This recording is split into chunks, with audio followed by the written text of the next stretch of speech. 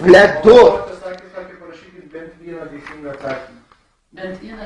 Aišku, bent vieną. Taigi po pusė taško davė, tai kaip du? Kaip iš testo sakė. Taigi po pusė taško davė. Sako, jeigu ten šaltiniai, tai gal du, bet sako, parašykit bent vieną teisingą. Tai kodėl du? Tai jeigu po pusė taško davė, tai kodėl du? Nu va, po pusė taško davė. O kiek dabar buvo užduoti? Koks man skirtumas, aš prisirenkęs taškų, man turi būti 4.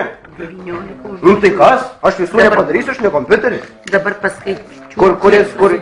Kuris žino, to tiek ir padariau, nu. Tai čia du negali būti. Du tai iš vis kaip nieko neatsakyto, o čia taškų prisirinks. 4 turėjau būti. Nu. Tai 10 bus, kada bus 19. Nu tai 10, o atskaičiuokinu 10, kiek reikia ketvirtui. Aha, tai dabar buvo 19. Mano ir lapelį prašyčiau parodyti. Gerai, užsienį. Man čia daug nevaidinti. O kas vaidina? Spektaklį, nerodyti. Kas nerodykit, tai jūs būkit pamokose normaliai, kaip rašom kontrolinį. Man atrodo, nebūna reikia pamokose porą. ir čia paskui vaidina atėjus kokį mokytą, rašom kontrolinį. Niekas mums nieko nesakė. Nu.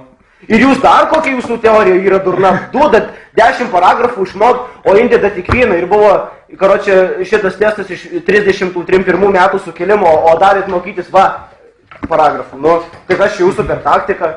Tai gal aš mokinausi kitus paragrafus, gal aš jūs geriau mokėjau?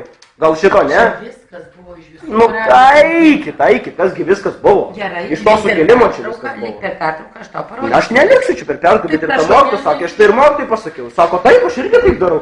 Čiagi iš visko nesudėsi į vieną. Už ką du gavo? Nu. Tik už tiesą. Tik už tiesą. Tik už tiesą du galima gauti.